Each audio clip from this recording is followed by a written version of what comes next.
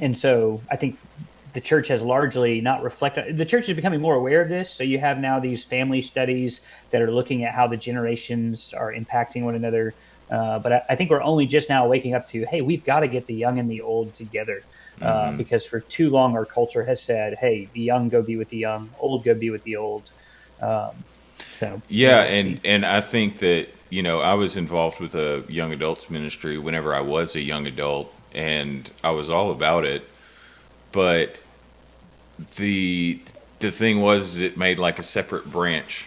We Yeah, had kids coming out of youth who were still wanting to be in youth, who were still wanting every to time. go to Yeah, youth, and they're like, "Oh, I don't want to leave. I yeah. just love it here." And it's Well, like, and that's their church, right? That was the church we taught them. right, yeah. Your church is you and your friends.